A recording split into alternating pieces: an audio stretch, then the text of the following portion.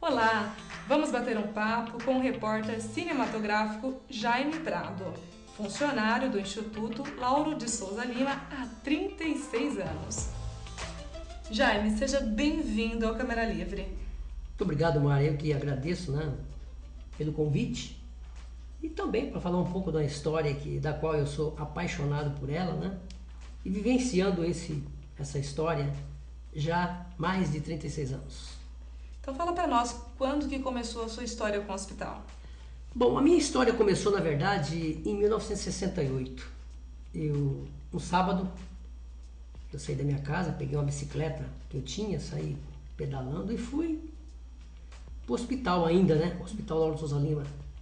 Entrei clandestinamente, e eu friso, clandestinamente pelo meio do mato, e saí atrás do campo de futebol. Ali era a minha praia, por quê? Na época eu jogava futebol também, E fiquei olhando do lado de fora do muro, os pacientes jogando futebol. Tinha uma arquibancada maravilhosa, uma tribuna de honra maravilhosa, e vi muitas pessoas, muita gente, Muitos atletas anônimos da sociedade. E eu fui construindo ali naquele momento um filme, ainda que em preto e branco, com as imagens que eu captava pela retina dos meus olhos, E fui gravando isso quadro a quadro.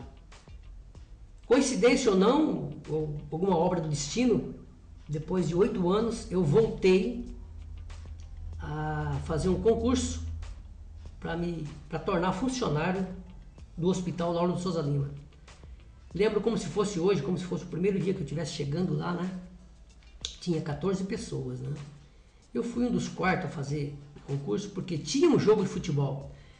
E uma das coisas que me marcou muito em todos esses anos é eu lembrar que naquele dia eu consegui fazer 8 gols. Naquele momento, os velhinhos, que hoje eu não vejo mais, muitos deles, começaram a me chamar de Pelé. Por quê? Moleque novo, 22 anos, jogando futebol com toda a vitalidade. Foi uma das coisas que me marcou muito. O aplauso que eu recebi deles, Jaime, então, no caso, 36 anos de convivência, de trabalho, Isso despertou alguma curiosidade em você em pesquisar a história do Instituto? Porque tem uma história ali... É uma história que a própria história desconhece. É uma história que a própria história, que a sociedade pouco conhece. É uma história que começou, na verdade, no dia 25 de setembro de 1927. E no dia 27 de setembro de 1927, teve início esse congresso, E é bom que as pessoas saibam disso, que foi um projeto, um encontro pioneiro no Brasil, de 87 municípios da região noroeste, que estavam assim querendo fazer alguma coisa para achar um lugar, para amparar aquelas pessoas que viviam perambulando pelas ruas da cidade, esmolando, mendigando, andando a cavalo, botando um chapéu para as pessoas jogar uma moeda, um tom de caridade. E essas coisas foram me marcando, e eu fui escrevendo isso, às vezes amassando, jogando fora, às vezes guardando.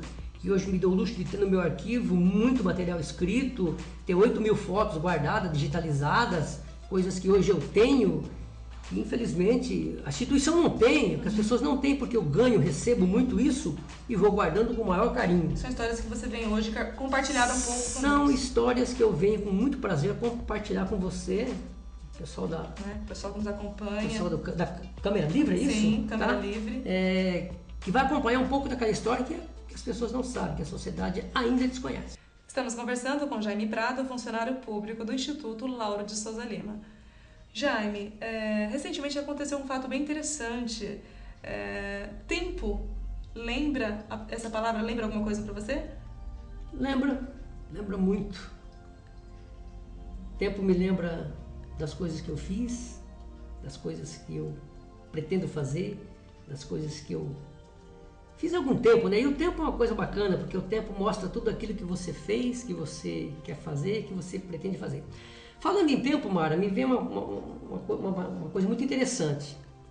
Tempo de um relógio parado. Nada melhor do que simbolizar o tempo o próprio relógio. Com certeza absoluta. 36 anos de um relógio parado. É uma máquina de 1940, parado às às 17 horas e 36 minutos, quando eu subi uma escada de madeira ainda, né, 70 degraus, e lá em cima encontrei essa máquina do tempo parada. Eu pensei, eu vou restaurar. E comecei, conheço o relógio porque está no meu pulso, não sou relojeiro, comecei a mexer nessa máquina, desmontei inteirinha, mas antes de desmontar, como cinegrafista e fotógrafo, detalhadamente registrei peça por peça, fotografei peça por peça e comecei a desmontar essa máquina, que eu encontrei preto, sendo consumido e corroído pelo ferrugem e pelas marcas do tempo.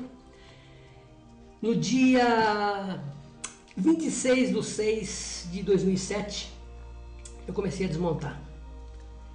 No dia 7/7/2007, às 17 horas e 37 minutos, depois de 36 anos, ele voltou a funcionar. Uma coisa que me emociona, que eu fiz por amor à história. Restaurei uma parte da história. E um dado interessante desse relógio, que poucas pessoas sabem, ele foi construído em São Paulo 1.200 peças só. Tá? E muitas delas estão esparramadas aí por alguns monumentos, algumas igrejas do país, algumas estações ferroviárias, né? Muitos deles parados. E esse eu tive o privilégio de restaurar lá no Instituto Lauro de Souza Lima, com muito orgulho. Você também faz parte dessa história do Instituto, né? Contribui para essa história. Eu acho que estou escrevendo um pouco dessa história. Como eu falo sempre, estou assinando a página do livro do tempo, porque está registrado. Isso eu fiz. E além do relógio, Mara, mas algumas coisas que eu também restaurei, como símbolo do Instituto, que é o índio aimorés, restaurei o arco e a flecha, também depois de 36 anos quebrado. Restaurei algumas peças de bronze que eram usadas na igreja em 1951. Eu restaurei as peças em 1996. Essas peças eram usadas na igreja. Também foi um trabalho que eu fiz restaurando. Algumas carteiras da década de 1937 que eu recuperei também. Isso estava jogado no meio do mato, eu trouxe junto com mais 2 internos. Na verdade, Jaime, falar de história, né? Podemos falar desse assunto. A gente ficaria aqui vários programas falando da história. Né? Inclusive, eu já deixo o convite para você falar mais dessa história, porque eu acho que você tem muito para passar para nós dessa história, essa vivência sua.